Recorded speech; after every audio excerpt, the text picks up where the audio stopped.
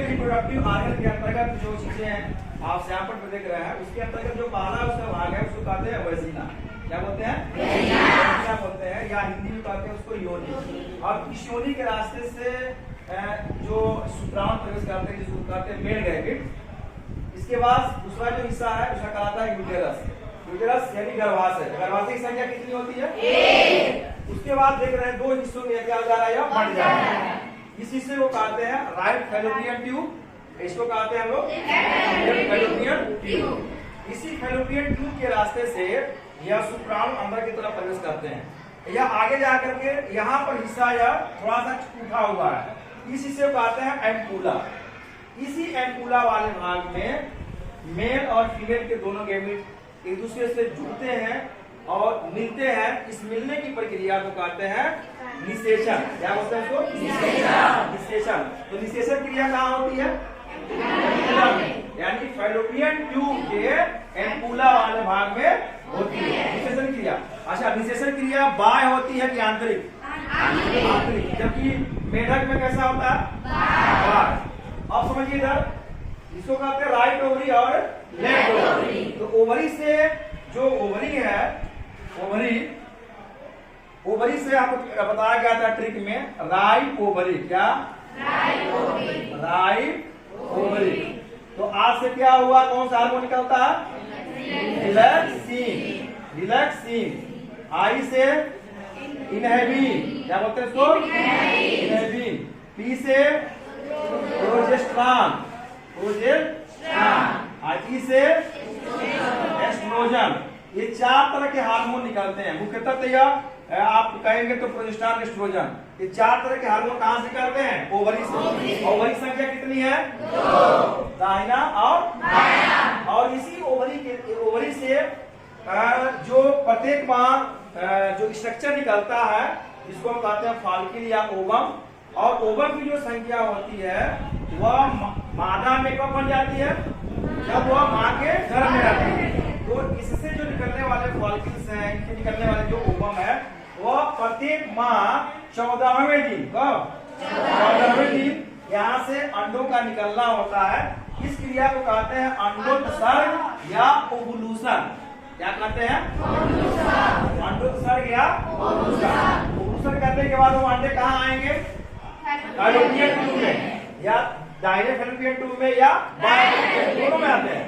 Fallopian tube से अंडे अगर यहाँ आते हैं, यहाँ आने के बाद अगर उस लड़की की शादी हो गई है तो यहाँ से शुक्राणु प्रवेश किया और शुक्राणु प्रवेश करने के बाद एम्पूला वाले भाग में आए। एम्पूला वाले भाग में दोनों का मिलन हुआ।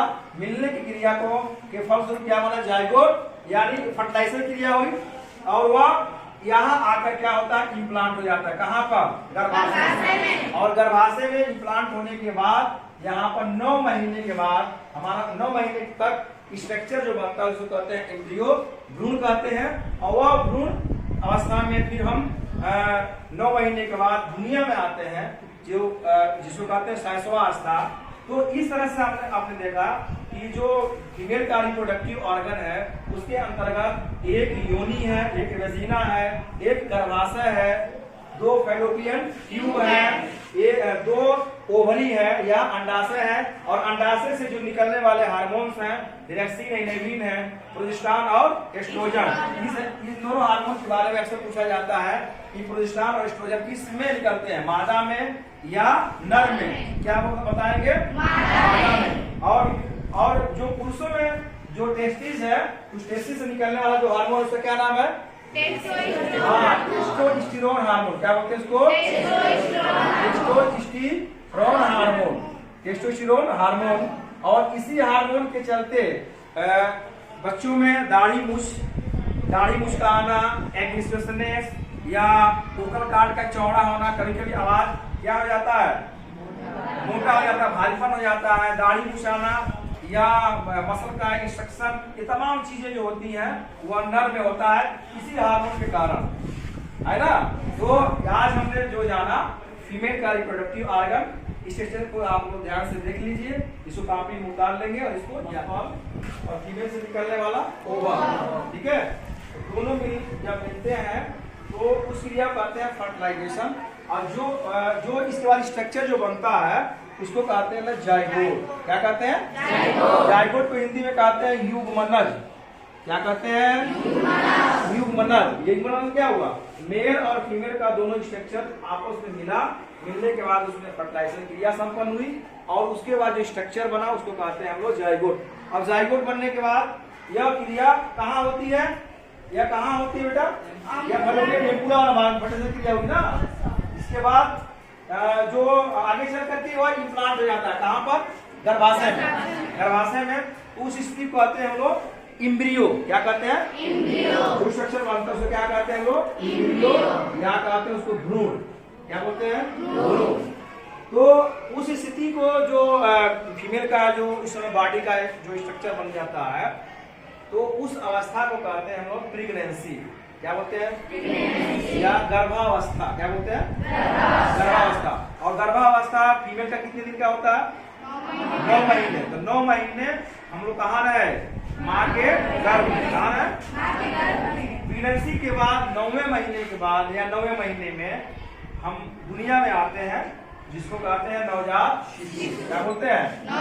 नवजात शिशु का जन्म होता है।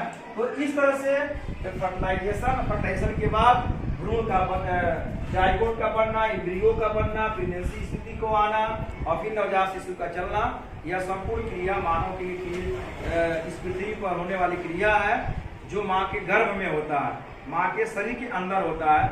इसलिए कहा जाता है कि फीमेल में या मानव जाति में जो फर्टिलाइजेशन क्रिया होती है वह इंटरनल होता है, इंटरनल फर्टिलाइजेशन होता है, जबकि अन्य कुछ जंतुओं में फर्टिलाइजेशन क्रिया बाह्य होती है। जैसे मेढक को आप देखे होंगे, तो मेढक में उसका जो फीमेल है वो अंडा दे देती है और मेल जो है वह क्या करता है? अंडे को क्या करता है? उसके ऊपर जाकर स्पर्म देता है।